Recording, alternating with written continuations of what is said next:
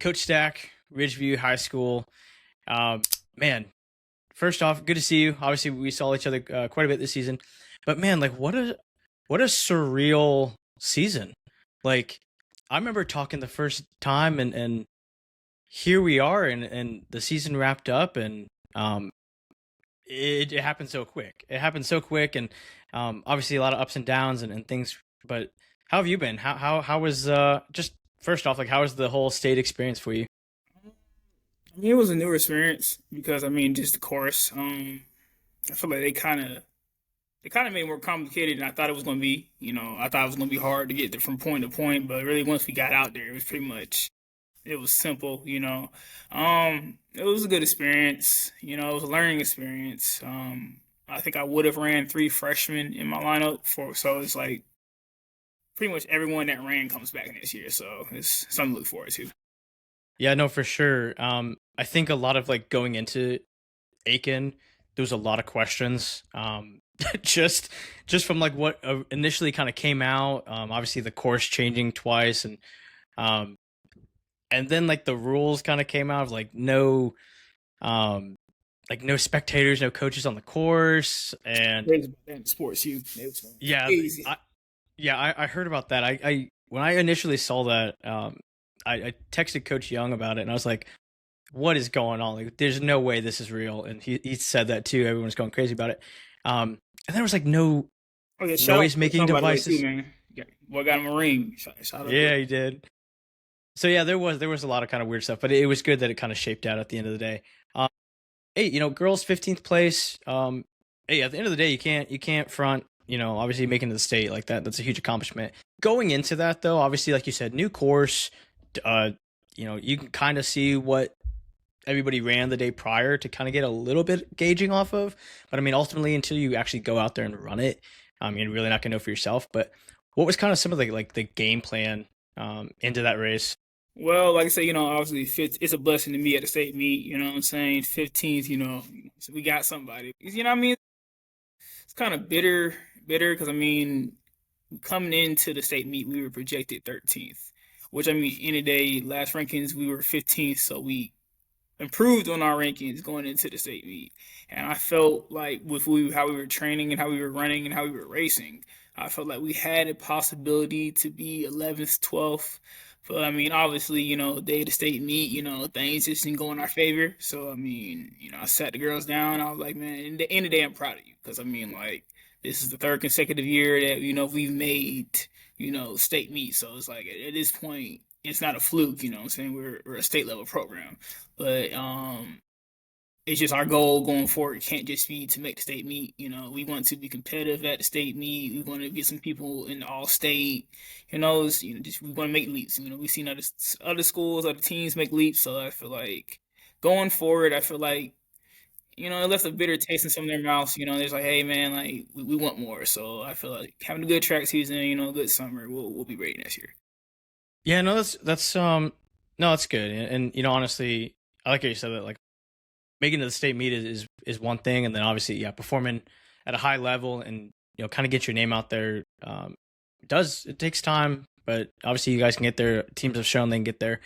Um, what were kind of some of the positive things that you saw? I mean, obviously, like you said, like the 15th place is not it's not ideal. What were some kind of those positive things that you saw from the girls team this whole kind of season? Just adversity. We've really it's been like like I tell the girls all the time, to describe this season is adversity. I think one way we had to have a hard heart, midway through the season just because things were just going really, they were trending downwards. But something that we kind of stuck to in that meeting it was something that got at church. It was like disturbed, not defeated. So it's like we were disturbed, but at the end of the day, we weren't defeated. So just we really obviously they're done now with our track. Like the 90% of that was done during cross country season. So and usually that's somewhere where we run with somewhat even grass. Really we just were exposed to a lot of pavement. Couldn't really the band field we have a state level band, so obviously our band is going to be out there.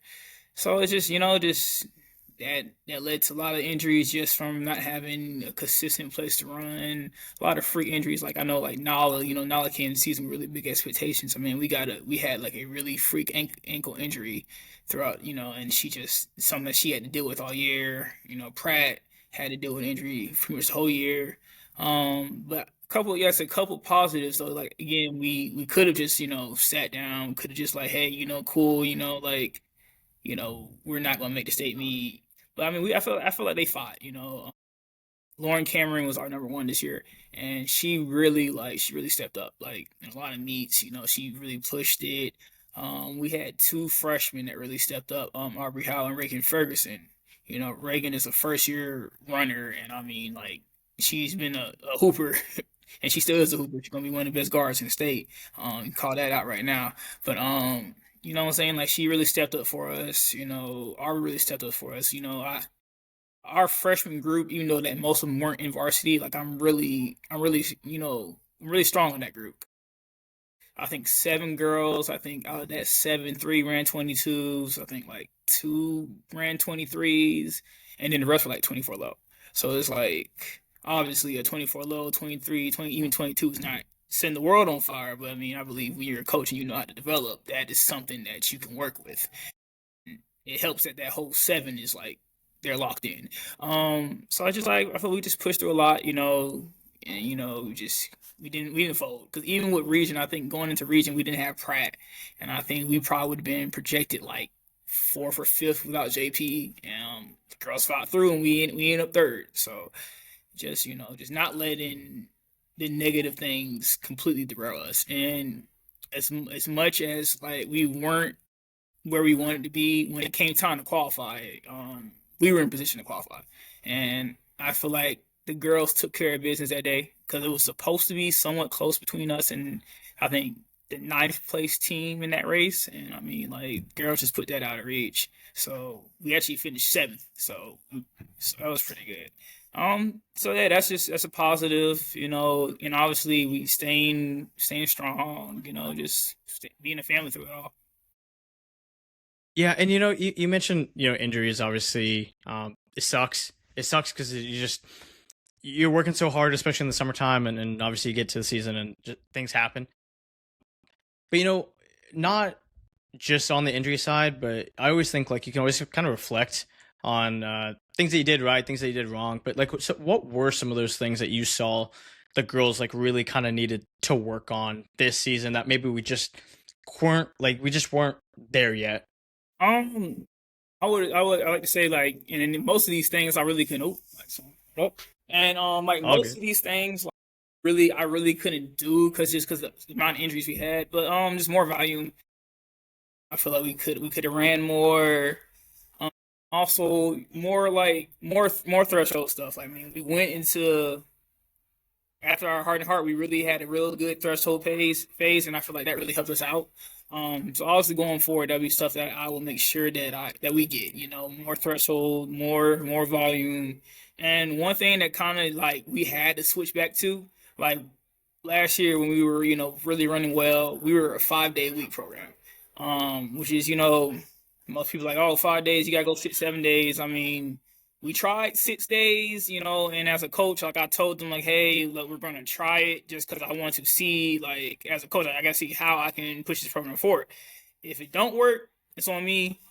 Yeah, 6 days just didn't work for us. I mean, just from a injury standpoint, and then just from like a mental standpoint, I feel like 6 days was a lot for them. So now I did tell them like, hey, we're going to 5 days. It's going to be a lot more quality, a lot more volume on these days. But I feel like the trade off of them getting 2 days of recovery or using the day for cross training probably will help us out going forward. So I've learned that for us going forward, 5 days is probably a sweet spot. No, kudos to you, man. Honestly, for kind of recognizing that. I feel like sometimes you get so like focused on you have to run X amount of days, and you just don't want to steer away from it. Um, but That is like, more I ego, honestly, man. I just want I'm to in the be. same. Yeah. Yeah, like I'm in the same boat of like I like 5 days a week. And some people kind of like they do kind of give you like a weird look at it because you expect high volume and many days of running, um, I think it is important to have the 2 days off. When you look at the state as a whole, We saw some great performances on the guys' side, great performances on the girls' side. Oh, and I think we lost him real quick. No worries here. We will wait. Then they kept saying like, yeah, it kicked Okay. me out. It was like refreshing, but then it was like it was coordinates. I know you're good. You're good. No, but like I was mentioning, like I said, we saw great performances on the girls' side and the guys' side this season from the whole state. What were some of your thoughts on how overall like South Carolina performed? And I know we still have some postseason racing to maybe work out a few more PRs in there, but just as a whole right now, like how do you think we I did? honestly think South Carolina had a really good year. I mean, just like you looking at just 5A D1 itself, like man, you had the boy from Bowling Springs, like he was untouchable all year. You had Jacob Powell, he was running really well all year, and I mean, yeah, he got runner up, but I mean, the boy ran 15, 20 something. Like he had a really amazing year. Spring Valley had a really good year as well. You had Brendan and you had Joseph that really stepped up this year. And obviously, like they're always going to be solid over there. Man has always had a really good squad. And then, on the girls' side, like, I mean, I'm gonna keep it a bean. Clover winning didn't surprise me. You look, I track states, and I track trajectories and everything. I've known about Ella since like her freshman year. Like, man, who's this one girl from Clover running like 218?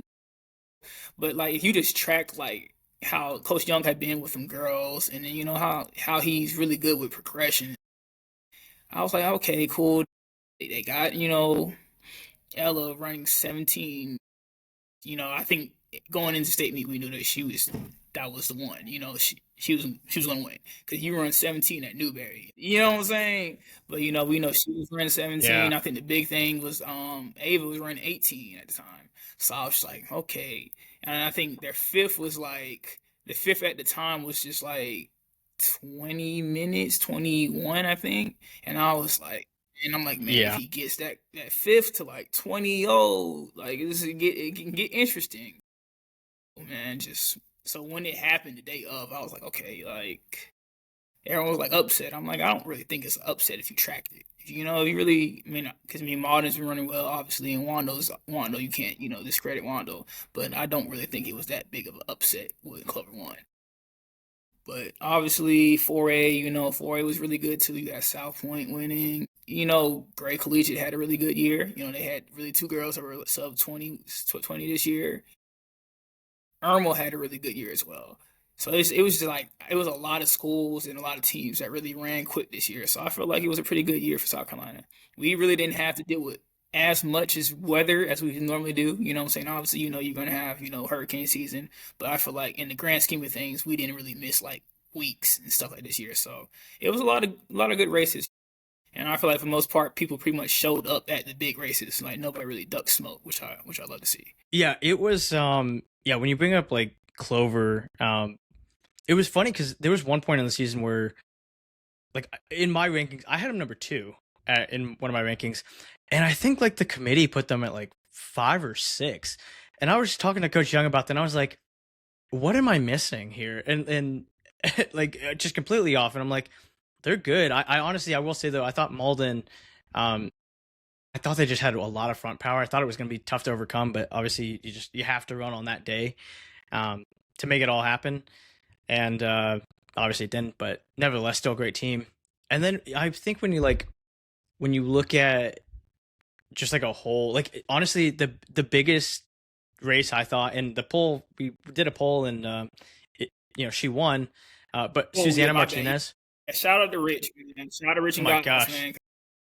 When I tell you, like, man, she has came. That lady has came a long way. Like, obviously, she's been our region last year, and I mean, I want to say she was still our region girl last year.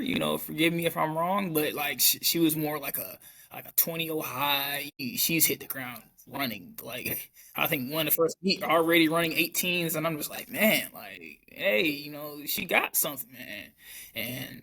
So I'm yeah. just, I believe our region already was one of the fastest in the 800. So I'm expecting her to be something crazy in 8 this year. So I'll be some fun. So Yeah, she cuz she opened, I don't know if she opened up at Skyhawk, but I remember seeing her at Heathwood Hall and she ran like 1840 or 1850 and I was like, Yeah, dang, but like we got something here. Like she really, and she was kind of there all season. Like, and I had her up there, but like so she had the race of her life and ran so well, and she was competitive. That was the thing that like I think when I saw her pass by, about, I think it was like about 1.5.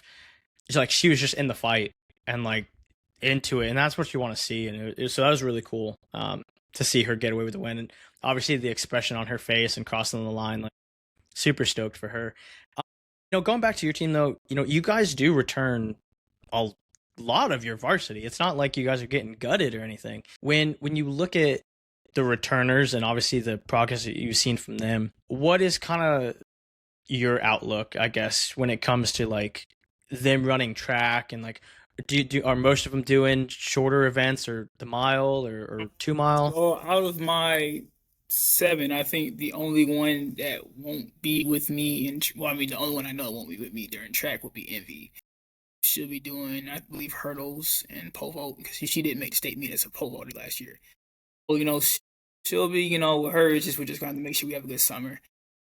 But everyone else, Nala, Reagan, Genesis, Jalen, all of them, and my whole freshman group, they're doing track. So, like the emphasis would be like, man, let's obviously we want to be competitive. We want to be competitive in track as well, but like I kind of want to use this year as a bridge year. Like I want to like, hey, let's build some volume. Let's get some competitive races in. So when we get to the summer, me asking you to do 30 miles, 35 miles is not a crazy ask. Because I mean, like, just I feel like we were in positions all year, even at the state meet, to run well times. I feel like we just didn't finish. I mean, that's on me as a coach. So I want to use this season to make sure that hey, we build that volume, we build that threshold, build all the capacity, so like we have a really good, strong summer. Even with Nala, like what I'm saying, I'm expecting Nala to end her season at nationals again, but like I may take a page out of Coach Kelly's book this year. The focus, even if she qualifies for nationals, might still need to be like, hey, let's get these summer miles here. Obviously, we'll have a day where we can do some 800 stuff. It's like obviously we'll have a day where we can do some 800 stuff just so she can be competitive at nationals. But like, I want a competitive cross country team. No, for sure. And as we kind of shift into the track season, what are you kind of looking for? I know you mentioned like volume and whatnot, but like you said, like there's going to be some girls that have opportunities to make the national kind of level meets. But are you looking for like mainly focusing on like the mile, or like are there girls that like you have kind of in your head like, all right, like we need to try and get that 5:30 mile, 5:20 mile, or and whatnot, or kind of what's that So I mean, shaping it up? depends on the girl. I mean, I'll just use Nala. With Nala, like obviously, she's earned the right to like focus on the 800, but at the same time, we're going to make sure we do enough work where she can run a competitive mile, where she, if needed, like hey, if I need to throw you in the DMR, hey, if I need you to run a mile, but like my focus for her is the 800 this year, so she, we want to be in a position where I mean, I think this year, I think low key you're gonna have to go 213 to be top three this year, not faster because you got the you got Wanda girl coming back, you got my dog Haley coming back. I know she's only gonna be faster. So you never know who else is coming out and what works. Less than 10 had a girl, so like we're gonna make sure she's strong for that. Everyone else is just obviously I'm real big on like if you're not ready for the 800, I don't believe you're gonna run the 800 obviously because they're events you should be running. But like if you're not ready for the demands and the training of the 800, because it's just really taxing on kids, especially when you're young. We're just gonna focus on that mile. We're gonna focus on being really strong, focus on that mile, focus on that 2 mile. So it's like when I drop you in the 800, it's not nothing crazy. A year or two down the line, where we switch to 800 training, it doesn't really kill your body. So I'm a real big believer in development. Like, it's a lot of short term, like, hey, we just need kids to run 800 right now. Like, yeah, your kid is a freshman in high school that is going through puberty. They can't handle all the demands of hard, intense 800 training. Let's get their base. You can still get speed, and you can always work speed, get your work in, get your reps in. So it's like, okay, so it's not a foreign concept to them when you start to train. But yeah, the goal for the girls that are ready training 8, which I have a couple that I think are ready training 8. We're going to get some 800s in. But for the girls that are not, we're just going to build that base. It's going to be a lot of boring miles, but that's just part of it. A lot of boring miles, a lot of boring sessions. They're gonna ask coach like, why are we doing this? Why are we doing this? But I mean, in the fall and then next year when you see it, it'll make sense. Cause I'm real big on like I think cross and track they have to work together. Cause it's no way that I can build a competitive distance program if we're not doing both. It's just impossible. Yeah, no, 100%. And when you talk about like obviously getting them ready for the 8, getting them ready for the mile, I guess the big thing then is a schedule. So when you look at track compared to cross country, there's so many meets out there to choose from, especially on the weekdays and whatnot. When you are looking at a schedule, and especially for your runners, especially ones that are really competing, like that you think have a real good shot at state, what does that schedule kind of look like? Or like, are you planning that out enough to where it's like I don't want to maybe over race, but at the same time I want them to get the reps in and the race kind of mentality and It's the crazy you effort? said that 'cause I literally was having conversations with the girls today about like their events for this year. Yeah, so it just really depends. Like I feel like last year, while yes we did race, we were ready at the state meet. That's one thing I will say. I'll take Caitlin was ready, Nala was ready. Every distance runner that stepped onto, even Lydia was every distance runner that stepped into, that state meet was ready to perform. But looking back at it, I do feel like we did race a little too much. I think Nala and Caitlin they ran too many open eights. And it was too many meets where we're going 4x8, 8, 4, 4x4. You know what I'm saying? It was a lot. So like this year, I'm trying to be a little more strategic with it. Like, hey, obviously you can't not run open 8, but obviously like Wednesday meets, instead of you just doing distance events, like man, let's use it as like a little speed workout. Let's get some hundreds in. Let's be get some 200s in. Let's get some 400s in. Just a little unorthodox training, but it's just something where it's like you're getting so much of a stimulus, but I'm not running you to the ground by running you in the mile and the 8 every Wednesday meet. Because especially when Wednesday meets, I mean, just keep it being Wednesday meets don't really matter. Like in the what I'm saying, in the grand scheme of things, they don't Yeah, yeah, yeah, relevant yeah. unless you're talking about like you're one of the weird regions where you have to like win the Wednesday meets to win the region. But thankfully, we're not in that. But yeah, so I mean, just using that, and then Saturday meets, just picking what Saturday meets. Like we don't got to run the gauntlet every Saturday. Like it is perfectly fine for Nala to go to one meet and just run the open 8. You know what I'm saying? Yeah. Just giving and also just giving opportunities to other girls. Like I don't have to run my main 4x8 every Saturday. There's no point. Like let them focus on getting a couple open 8s in, couple get faster individually, and then I mean when it's time to put it together, it's just like it's 4 girls just run 800. Obviously, you're going to get a couple runs in before championship season because chemistry does really mean anything. But yeah, just I got a lot of girls that I feel like will be ready kind of sort of this year or next year, and probably give them a little more opportunities this year to get some 4x8s and get some Saturday meet experience in, just because like I believe like that's the way to do it. Like if you want your program to continue to succeed, yes, you have to get ready. The dogs, you gotta always have the dogs ready, but you also have to put the babies in positions where it's time for them to be a dog. It's not dang what is this Saturday meet? No, I'm used to this. But yeah, so it's just being strategic this year. Them just trusting the process. Because I mean, obviously, the kid want to run everything every week, but sometimes they be like, "Hey, no, you can't do this." Yeah, and so I want to ask you that because you bring up a good point of like not running your like main 800 4x8 team all the time.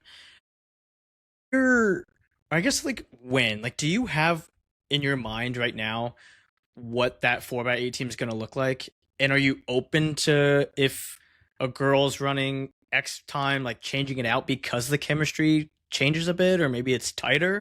Like, when do you kind of have that final team like set? Like, hey, it's you know end of March. this is the team we're going to run with throughout the rest of the season on to state? Like, where does that kind of play? I mean, honestly, like last year we made the change the week of the state meet. And that team went out there. We threw a girl in. We switched. Just two girls were running. They were going in two different directions. One was going trending up, and one was trending in a different direction. And I was like, in years past, I feel like I'm a loyal coach, but I feel like I was too loyal. And I mean, it kind of hurt the team. So, and one thing I preach is like, hey, saying it's not a personal thing. It's always how can we help the team. So, and I feel like 2 years I didn't make that switch, and I mean, we made that switch last year. Well, it wasn't, personally, it was a hard decision, but I mean, it ended up was running the fastest 4x8 in school history. So, but as far as like I have an estimate of who I think will be on the 4x8 and who I think will be in the running or alternates, but obviously any coach can tell you anything can change. Because I mean, like, um, just to shout some of these girls out, like, I mean, obviously, Reagan Ferguson was a top, was our fourth. She was our fifth this year. She's our fifth this year. She's a freshman, first year running, cross country in 22:20, no 22:33. She plays basketball. I mean, she could very well go out there and run something crazy in 800 this year. Because I mean, basketball girls usually translate well to the 800. So someone like we had another sophomore that she actually finally was healthy this year. I mean, she didn't set the world on fire from a 5K standpoint, but the fact that she got through the season and we're actually running and we're strong, and she was one that was in the midst for the 800. So I mean, there's a lot of things that go on. Like I don't want to say like I have locked spots, but usually around, because even March is low too. Around mid March, not even mid March, because that's the start of the season. Oh, April-ish. You kind of have an idea, because I mean that's usually when you got the bigger meets, you got the classics. You got the races where you got to run against other top 4x8s. And by then, I think the kids had about 4 or 5 races. So it's like you show me what you can do this season, or you show me what potential you have. Yeah, it's just, I mean, in a perfect world, I know who I wanted to be, because I mean, off that 4x8, we're returning 3 out of the 4 girls. So, and I mean, one thing I like to Yeah. say all the time is like, yeah, like, gang, yeah, we got third at the state meet, but I mean, like, the two teams that beat us, I mean, like, first of all, Blythewood had what the number? I think Haley ran the number 3 fastest 800 all time in the state of South Carolina, and the Yeah. team that beat them broke the state record. So it's like most years what we ran probably wins you the state meet. So I'm just like, I told girls all the time, like, dog, I'm not about to look bad at that. That's the sixth fastest time in the history of South Carolina. We just so run in front of 2 teams that were just historically faster. So I feel like if everything goes to plan and everyone that was on that relay comes back and makes a big leap, I think we can make a run at it. But I mean, obviously, like losing to Caitlin McFadden is that's a 216. But obviously, part of coaching is just figuring out you know who's going to step in that role. Yeah, I mean, like you said, you never know. You never know who's going to come up and just explode onto the scene. 2 more questions, kind of about track. One, I think a lot of people are kind of curious and they're interested. Just like first off, the track, is it finished? Are we good to go, or is it ready for It track is season? finished. It is ready to go, and I believe that everyone coming to this track will love it. It's a fast track. It feels amazing, and we are ready to. Hold on, let me put my CP hat on. We are ready to host the fastest track meet in the nation.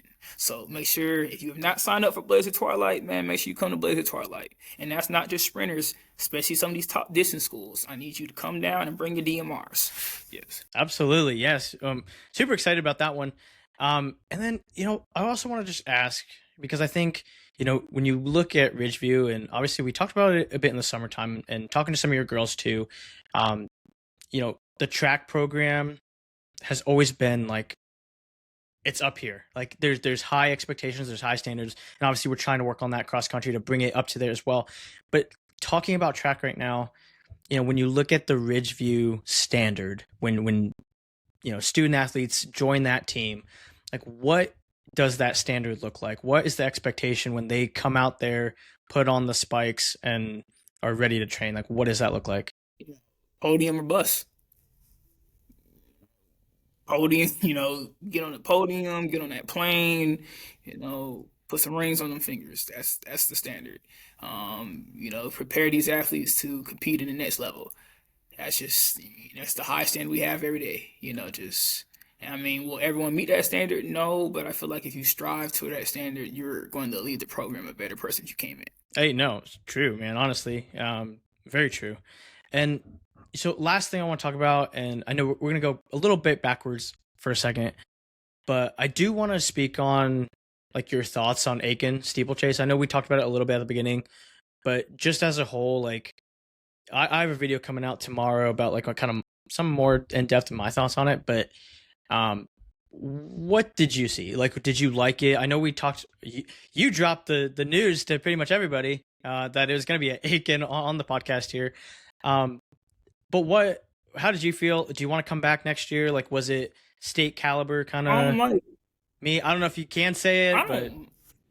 floor is Like, I yours. don't. I don't mind it. Like I think it's a nice course. Obviously people ran fast on that course. So obviously we can't be like it was a hard course. It was a really course. From a spectator standpoint, I feel like it wasn't. I feel like it was somewhat spectator friendly. You know what I'm saying? Like you can pretty much see everything. I feel like the wording made it confusing on where we could be at, but like it just pretty much like a regular cross country meet. Like parents were everywhere, athletes were everywhere. It was just like, hey, like don't cross while athletes are crossing or running. So I would like to come back. But obviously I feel like if we are going, the only thing that was kind of weird was waivers. Like that was a tidbit stressful, just cause like dang, like bro, we ain't getting these waivers in, and like we trying to do it online, and it's telling us like too many people. Obviously, Tyler Crotel, what I'm saying, she made it to where like we could just like print them off, and that was helpful. But I feel like if we're gonna go back there next year, well, I mean, again, I'm always gonna say Fort Jackson. I feel like that's just I feel like it's just the best course for like, just even with spectators and just like a neutral location. And just even with all these teams, like I was like, I think I looked up like a team like Cane Bay was like to Newberry was like 5 hours or something like that. And I feel like going into, Columbia is a little easier. Then you probably have a little more hotel, a little more lodging, especially being on base and stuff like that.